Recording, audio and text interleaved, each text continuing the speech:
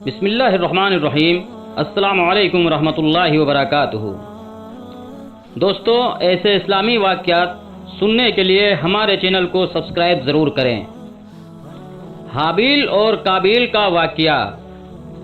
قرآن مجید نے حضرت آدم علیہ السلام کے ان دو بیٹوں کا نام ذکر نہیں کیا، صرف آدم کے دو بیٹے کہہ کر مجمل چھوڑ دیا۔ البتہ تورات میں ان کے نام بیان کیے گئے ہیں۔ کچھ روایتوں میں ان دونوں بھائیوں میں اپنی شادیوں سے متعلق زبردست اختلاف کا ذکر کیا گیا ہے۔ اس معاملوں کو ختم کرنے کے لیے حضرت آدم علیہ السلام نے یہ فیصلہ فرمایا کہ دونوں اپنی اپنی قربانی اللہ کے حضور میں پیش کریں۔ جس کی قربانی منظور ہو جائے وہی اپنے ارادے کے پورا کر لینے کا حقدار ہے۔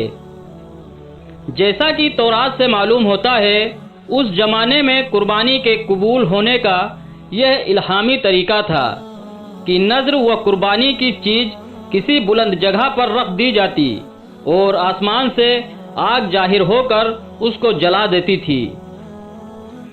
اس قانون کے مطابق حابیل نے اپنے ریوڑ میں سے ایک بہترین دمبا اللہ کو نذر کیا اور قابیل نے اپنی کھیتی کے گلے میں سے ردی قسم کا گلہ قربانی کے لیے پیش کیا۔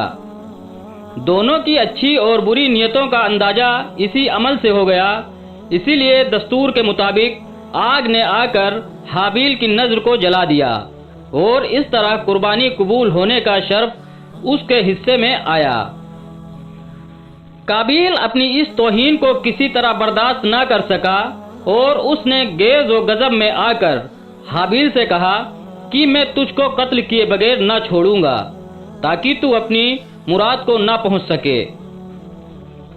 حابیل نے جواب دیا، میں تو کسی طرح تجھ پر ہاتھ نہ اٹھاؤں گا، باقی تیری جو مرضی آئے وہ کر۔ رہا قربانی کا معاملہ، سو اللہ کے یہاں نیک نیت ہی کی نظر قبول ہو سکتی ہے، وہاں بدنیت کی نہ دھمکی کام آ سکتی ہے اور نہ بے وجہ غم و غصہ۔ اور اس پر قابیل نے غصے سے بہت زیادہ بھڑک کر اپنے بھائی حابیل کو مار ڈالا۔ قرآن پاک میں نہ شادی سے متعلق اختلاف کا ذکر ہے اور نہ ان دونوں کے ناموں کا ذکر ہے، صرف قربانی نظر کا ذکر ہے۔ اور اس روایت سے زیادہ حابیل کی لاش کے دفن سے متعلق یہ اضافہ ہے۔ قتل کے بعد قابیل حیران تھا کہ اس لاش کا کیا کریں۔ ابھی تک آدم کی نسل موت سے دوچار نہیں ہوئی تھی اور اسی لیے حضرت آدم علیہ السلام نے مردے کے بارے میں اللہ کا کوئی حکم نہیں سنایا تھا۔ یکایک اس نے دیکھا کہ ایک کوے نے زمین کریت کر گڑھا کھودا۔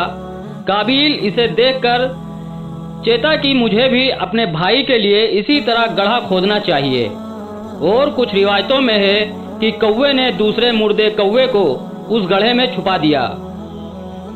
قابیل نے یہ دیکھا تو اپنی ناکارہ زندگی پر بے حد افسوس کیا اور کہنے لگا کہ میں اس جانور سے بھی گیا گزرا ہوں کہ اپنے اس جرم کو چھپانے کی بھی اہمیت نہیں رکھتا۔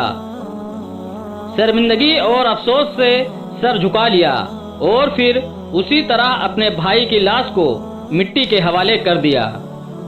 اس واقعے کے بیان کے بعد قرآن پاک میں آتا ہے کہ اسی وجہ سے لکھا ہم نے بنی اسرائیل پر کہ جو کوئی قتل کرے ایک جان کو بلا عوض جان کے یا فساد کرنے کی غرض سے، تو گویا اس نے قتل کر ڈالا ان سب لوگوں کو، اور جس نے زندہ رکھا ایک جان کو تو گویا زندہ کر دیا سب لوگوں کو۔ سورہ مائدہ آیت نمبر 532۔